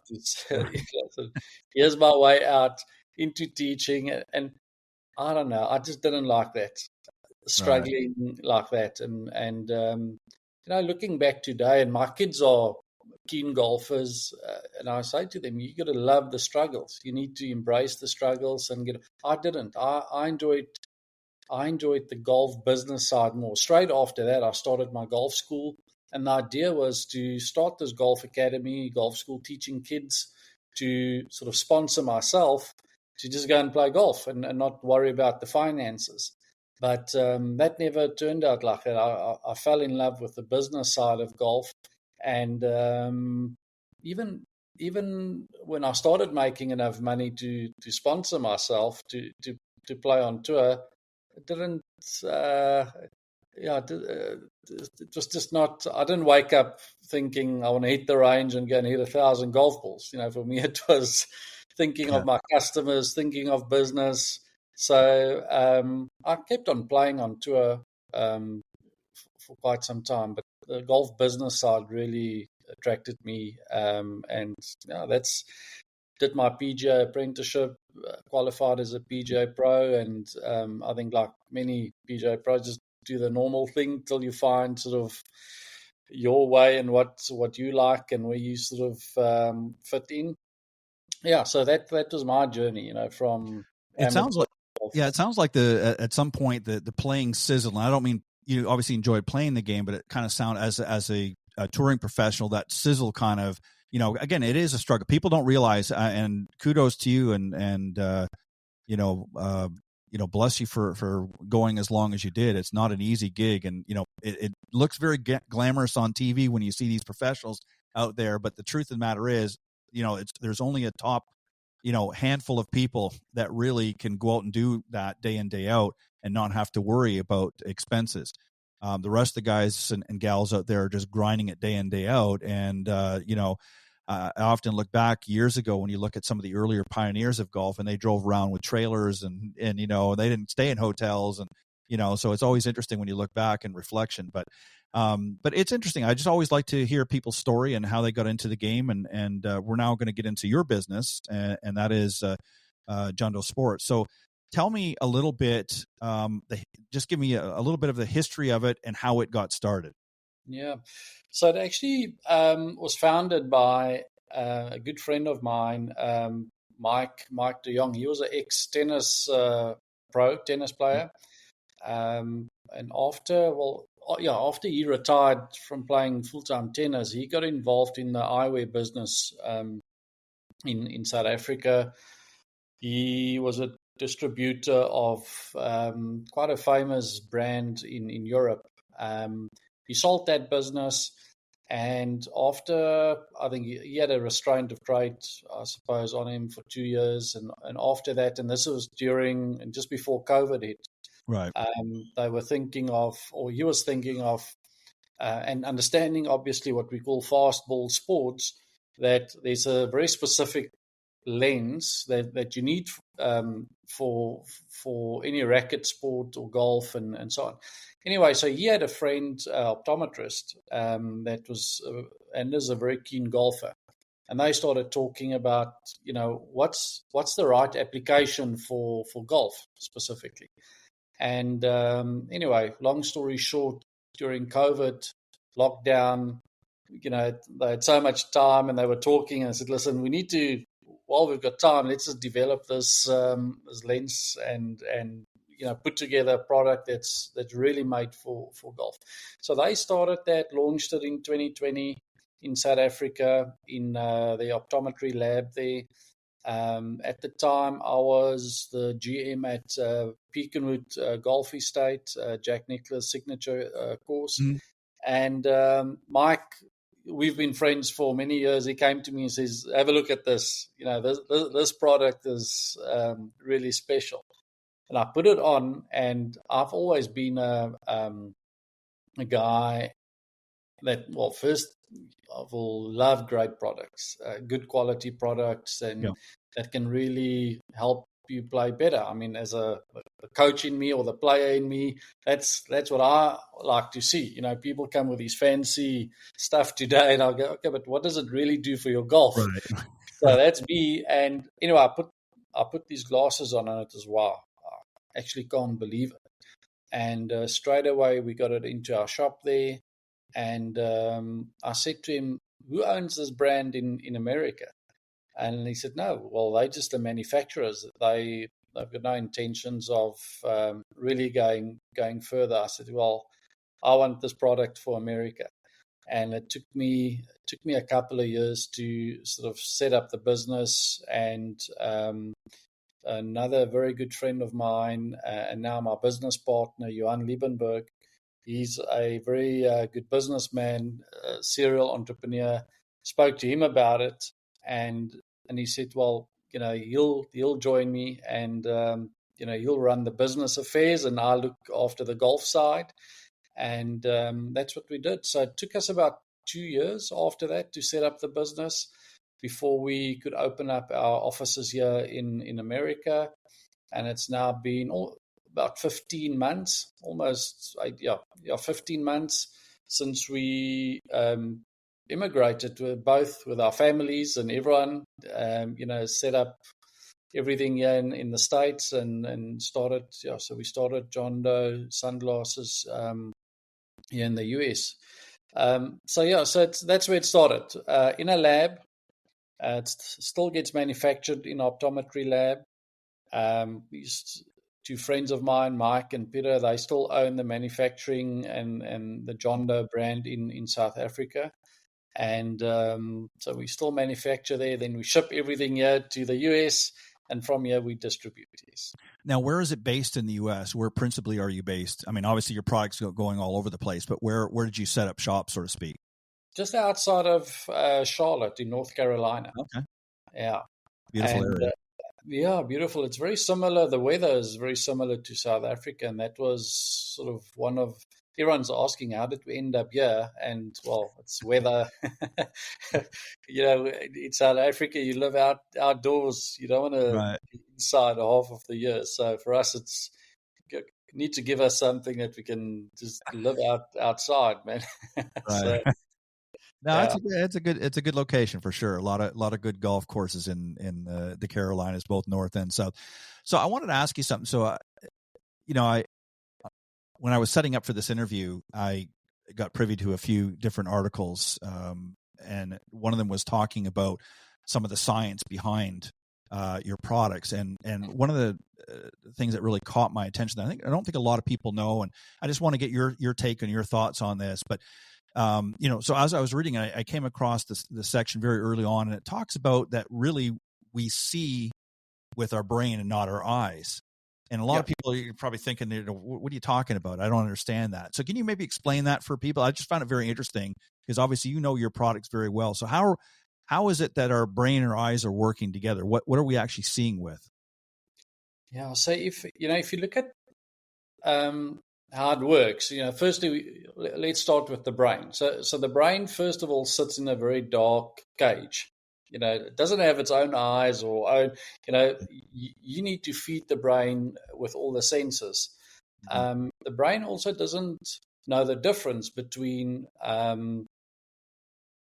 different pressure situations, whether it's life or death situation or just you trying to make a 3-foot putt to win a skin of your buddy, So the brain doesn't know the difference. So that's the first step. So when you're playing golf, there are many factors that actually influence focus and how the brain operates.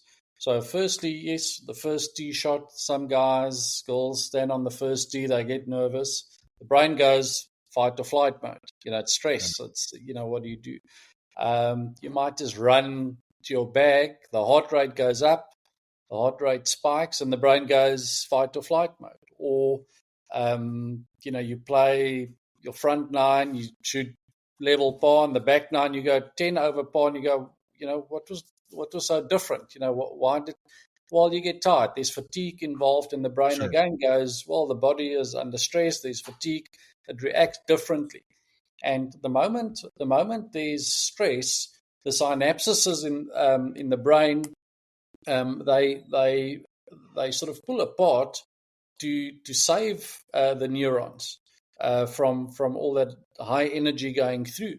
And the moment there's a disconnect in communication, the body starts reacting differently. Okay, now that's just the quick what happens in the brain and stress. So we see with the brain, not the eyes. In other words, whatever information we send to the brain, and the better images, the better information we send to the brain, the better decisions we can make. Right. Now, the eyes is like a camera, taking pictures. So if we don't have the right lens in front of that, it basically captures the wrong images and sending that to the brain, and then from there trying to make decisions. So the lens technology that we use is for that. So right. Firstly, what can we put on our eyes that will always sort of relax the eye, because the eye is a muscle. So it cuts out eye fatigue, and once we cut out eye fatigue, there's no stress, and you can keep your focus levels up. So that's the first thing. The second one is to give the brain the right visual image. What do we require to do that? And firstly, it is we need true depth perception. Mm-hmm. And a lot of sunglasses brands, they claim, true depth perception and this and that. But, the moment you put a layer, a coating over it, the moment the lens is bent, you see all this fashion stuff today where it's, these wraparound, fancy, trendy stuff that's going on. The moment that happens, there's distortion. When there's distortion, when there's any coating or anything over it, that messes up with the depth perception. So in any fast ball sport, any ball sport, you need true depth perception because it's all about judging distance and what you see. So you'll find that many golfers that do play with sunglasses, they play with them on, and then once they get close to the green, they'll take them off, to putt or chip or in a bunker, and that's because you're not looking in the distance anymore. You're looking sort of up close here, and that immediately it feels uncomfortable. Something is happening, and they take it off, and there they go. Now, the moment you take it off, now the eye, the camera, the pupil closes because all of a sudden bright light, different has to readjust, and that muscle working gets tight, and now eye fatigue kicks in, and squinting and all of that. So that's the next thing. You want to give true depth perception so you can make the right call. Lastly, in the lens, it's playing with colors. Now, the technology we use is called spectral filtration. It's a technology where we don't block light, firstly. So most sunglasses just block light. And when you block light, it goes dark, it's darker, different lens tint in it and so on. So we don't block light, we use light. Now, with that ability to use light, we can then play with different color waves and spectrums that come through. So amplify certain colors that you need to see in golf, red, green, blue, yellow, white. Those colors we amplify, the other colors we sort of block. Now, that creates a big color contrast, contrasting colors. And that's the ability now to see angulation, read the greens a lot better. But for the average golfer, just tracking the ball through the sky. So it's almost like HDR when you put it on and tracking the ball. And that gives you a big soothing sensation on the eye. It gives the brain the best visual possible. And spectral filtration and using light allows you to play with these lenses in any weather condition.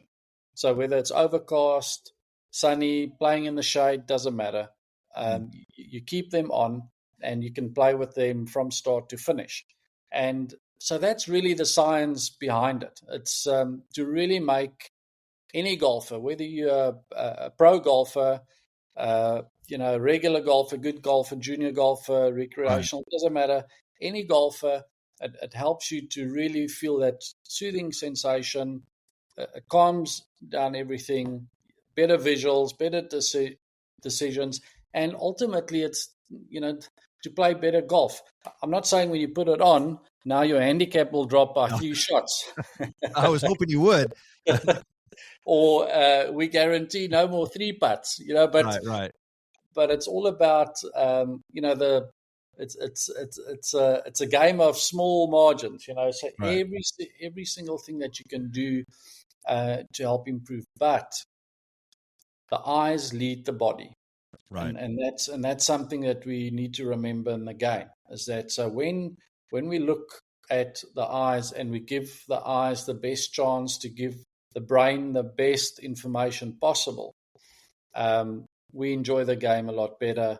We enjoy the game a lot better. We play slightly better, and that's what we want ultimately. Well, and the reason, Morne, that I wanted to get you to talk about that, and I found it very interesting, and obviously there's a lot more detail that gets into the article, but I wanted you to touch on that because I don't think people really understand, because we've sort of, and this is something else that talks about, which you really just covered too in the articles, that talked about polarized lenses. And, you were talking about that and obviously the different shapes of sunglass products that are out there and how they're really not beneficial for what we want to do, and particularly for playing golf. And it is so important. I know I've worn, cheap sunglasses. I've worn very expensive sunglasses in my years.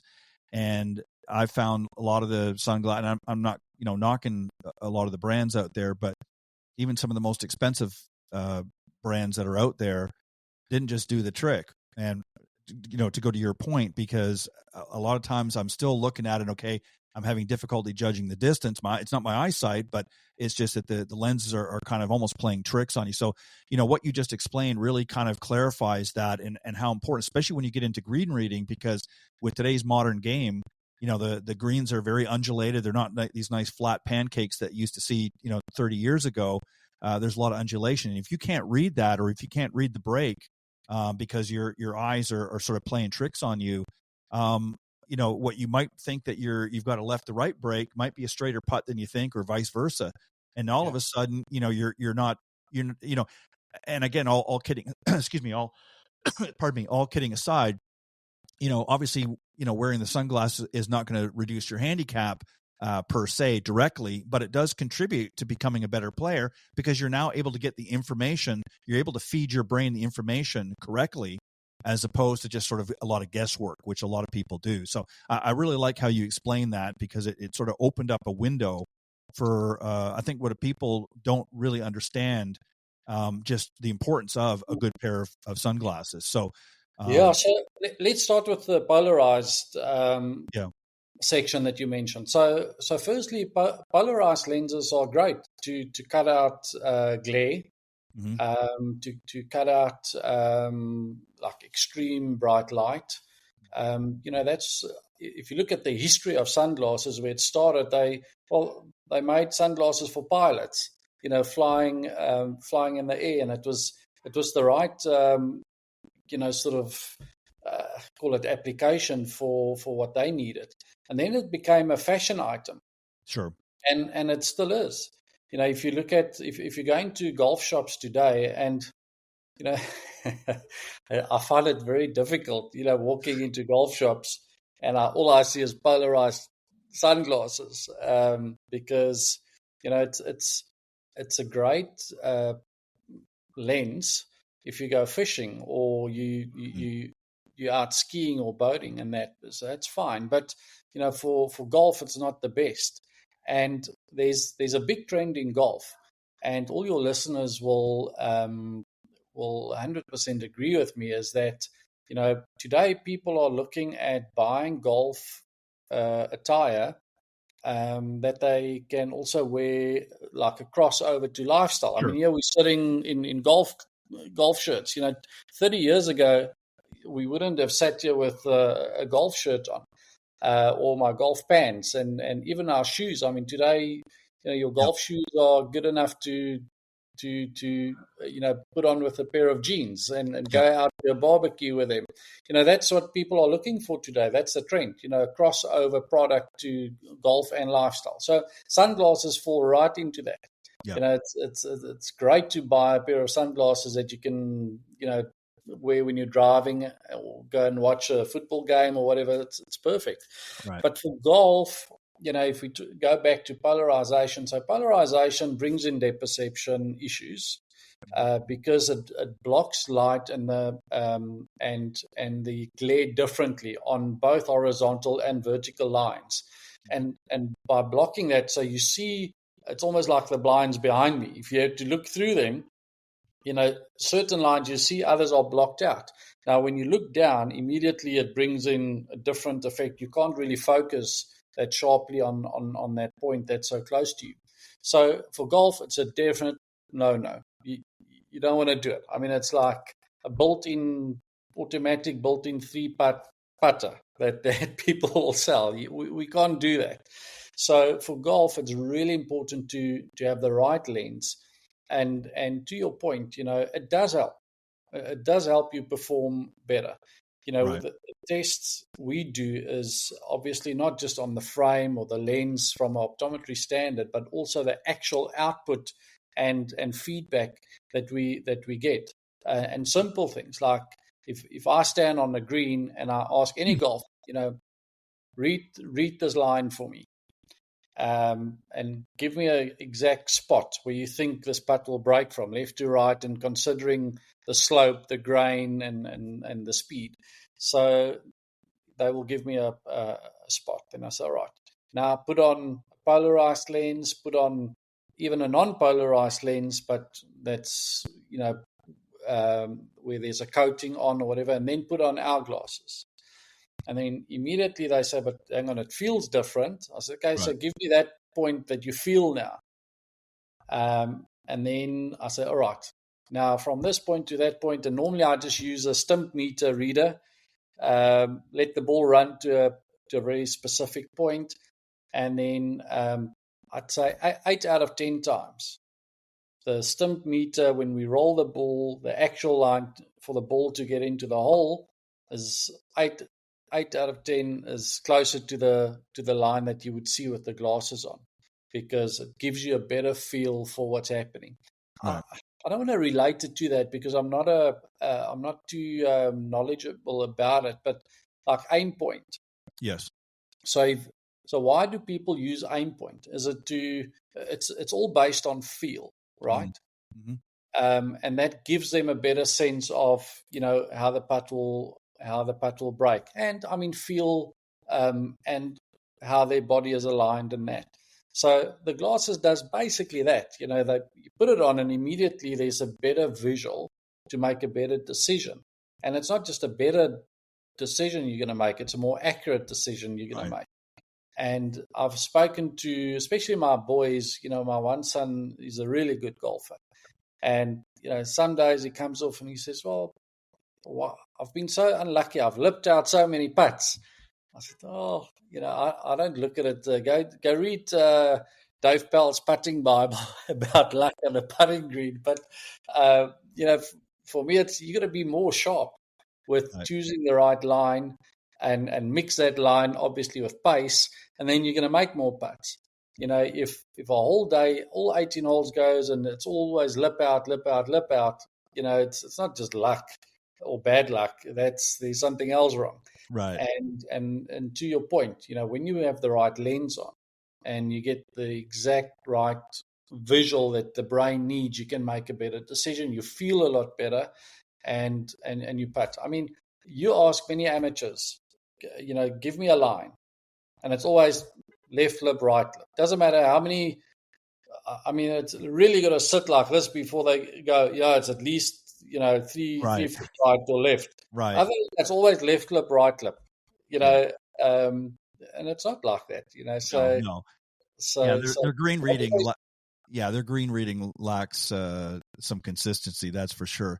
It's interesting because, again, you're really making the point that, the eyes are sort of the window to what we need when we're playing golf. Because, again, if you're bringing in the wrong information, then you're going to make more than likely a wrong decision. And when you're able to see what's really going on and getting a better visual, and you're able to see that break correctly, and you're able to see the distance and so forth a little bit better, what that does over time is that brings confidence into play, because then you feel more confident and more self-assured about your game, and you're going to see results. And again, it's not that it's changing your golf swing. It's not doing that, but it's giving you better information. It's kind of like in a way, before we didn't really know the yardages. Now we have technology out there to help us with the yardages and that. So it's very similar in that, is it's doing something else. It's giving us more information while looking good at the same time. Mm-hmm. And that's really what you want. Is you want, again, you touched on lifestyle, sort of that transition, not just something that you wear out in the golf course, but something that you can transition to when you're going out for dinner, or you're going out for a nice, sunset walk with your partner.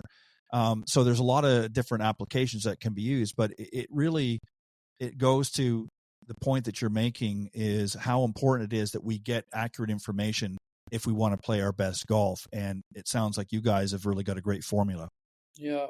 Ted, for me, it's almost like, why is the golf basics so important?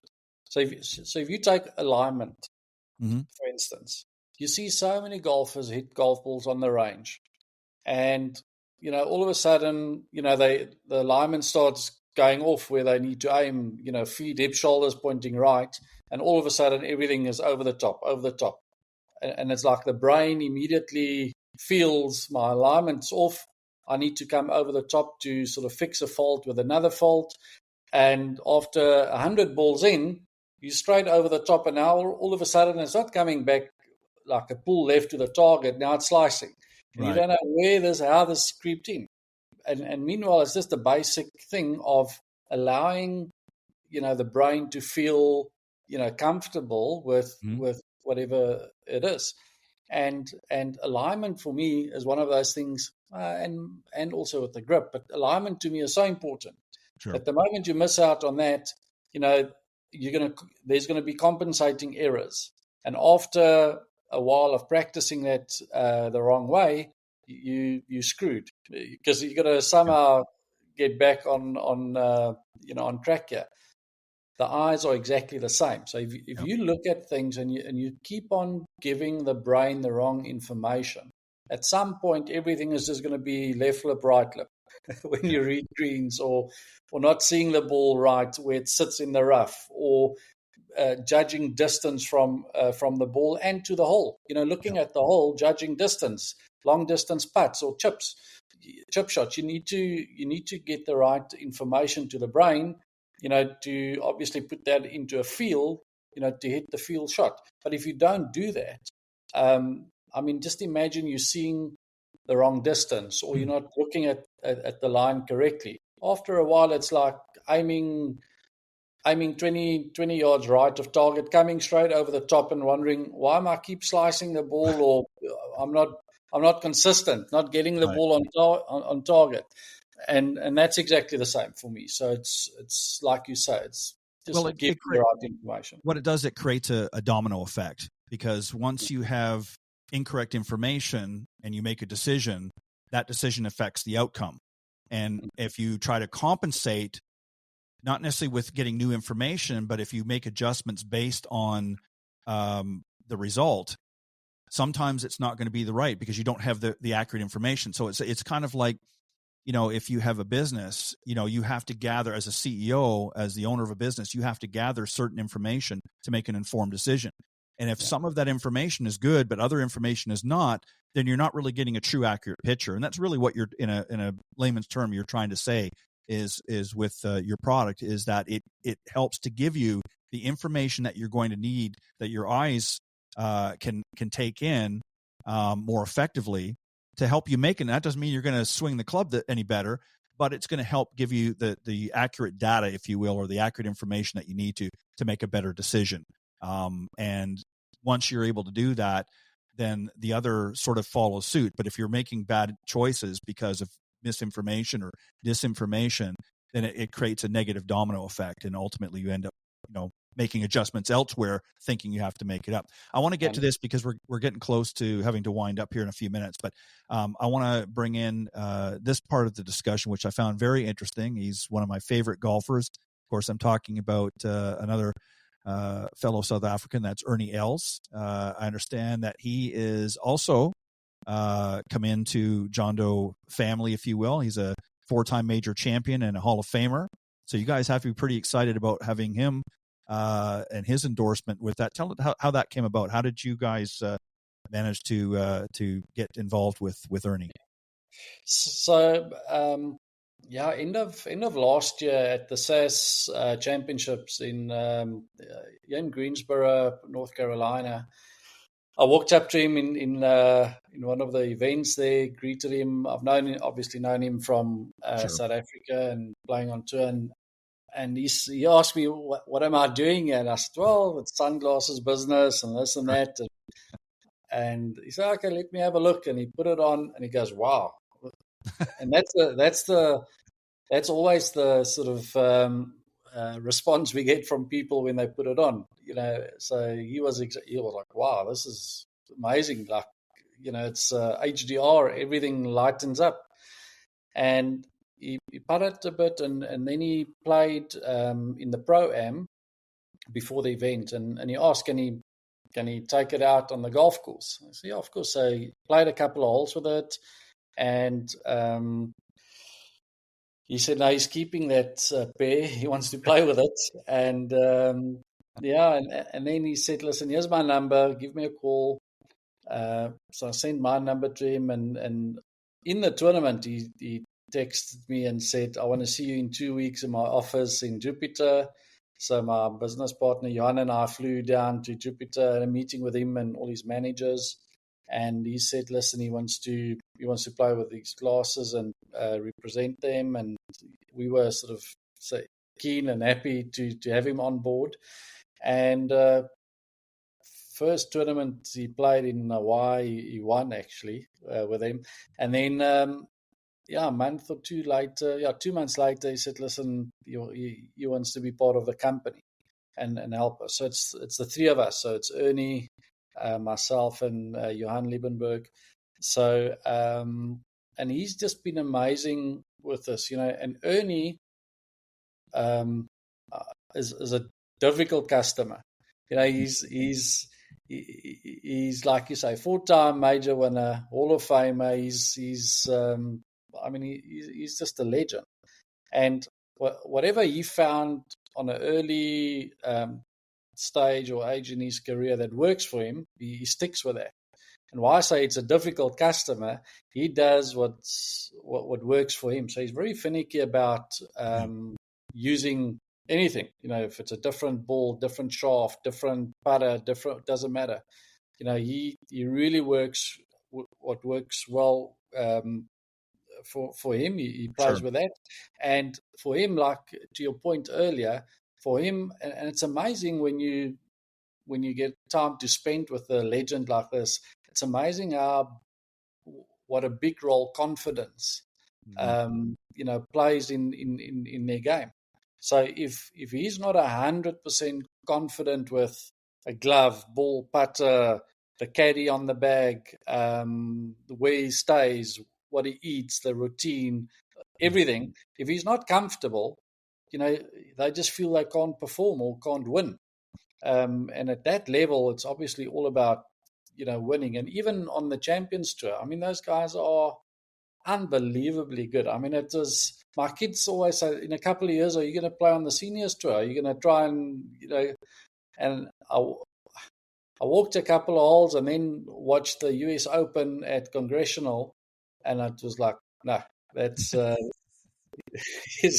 they might be old or older, but they're freaking good. It's unbelievable how good these guys are. So, so for Ernie to have him on board, being such a legend of the game, obviously, and him really liking the technology, it's amazing. And he told us straight up, he said, listen, he's going to play with it and he's going to try and get used to it. He was sponsored by another company before. He could never play with it. It was a polarized lens, though. But he said, listen, even if it takes me a year or 2 years to get used to it, I want to be part of this journey of the Jondo journey in the USA. And he's going to try and make it work. And you'll see him play with it, practice, and then, when it gets down into the stretch, he'll take them off. And I said, listen, and please don't put it on and off because that will create more eye fatigue. Right. So he is just a very difficult customer in that sense. It's not just put glasses on and carry on. Right. At that level, these guys are so finicky with what works and all about confidence. Every single thing, even the shirt's got to sit perfect and nothing must bother them. So, but it's great to have someone like Ernie on board and his whole team. So we're very excited with that partnership. Well, and it's got to be good to have somebody like him. I know there's a lot of great professionals out there, but somebody that is a little more finicky when it comes to having the right equipment, having the right things at their fingertips, is a good thing. It certainly presents a challenge for you guys. Obviously, you've got to, but it's not just about making him happy. It's about making him realize that there is a big benefit. It's not just a style or, a look. It's about these will perform. And these guys are all about performance. That's why they use the equipment they use. That's why they look the way they do. It's about performance. How am I going to perform on the golf course? Because that's their job. They might have businesses on the side. They might endorse different products and things like that. But that's their job. As long as they're still playing, that is their job. So if something is not going to contribute to the success on the golf course, they don't want any part of it. Now, some guys will do it and they'll take a few dollars here and there and they'll do it and it's adding to their capital. But the real pros are the ones that will thumb their nose up if it's not going to help them. Hey, I don't care how much you're paying me. I don't want, I'm not going to, put that in my bag, or I'm not going to carry that, or I'm not going to wear that. So, I mean, that's really a testament to his professionalism, and that's the kind of guy you want to have on part of the team. So I think that's a great mix. And I've always loved Ernie. I think I've only ever seen him once live years ago, and I've watched him many times, of course, on TV. But yeah, he's just, I mean, they call him the Big Easy for a reason. He just has that kind of personality, but he's also a tough and shrewd businessman. He's smart. And that's the kind of guy you want to have in your fold. So kudos to you for working that partnership out. Thank you. So for those that want to get more information and want to really do a deep dive into the product, where can they go? What's the website they can go to? Yeah, the best would be to go to our website. It's www.jondosport, Jondo Sport, sport.com. And everything is on there. So all the technology, the different models. There's an app where you can do a virtual try on, see what sort of style will fit you best. It's a small range. It's all about, for us, performance. So even the frames are designed for golf. So it's not a big range. We believe in something small that will fit 80-85% of the market out there. And a small range, that we don't want to confuse people. Our focus is more on the lens because, as I said earlier, we still manufacture in a lab, so it's not mass produced. So the quality, everything sits in that lens.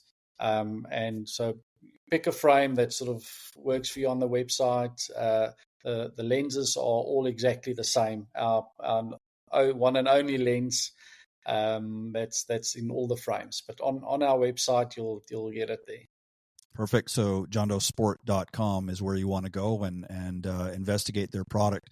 I want to thank you, Morne, for coming on and joining me this evening. It's been an interesting discussion to learn about your product, and I'm definitely going to check it out. I have one question for you I want to ask, and I think I know the answer, but I just want to get this, if this is something that's available now or if this may be something if you're dealing with people that maybe have a prescription for eyewear, is that something that at this present time that you're able to accommodate with that, or is that something that may happen down the road? And what I mean, because obviously I wear glasses to read, and I mean I need to wear them to play golf, unfortunately. So is that something that is currently available, or is that something that may come in the mix at some point down the road?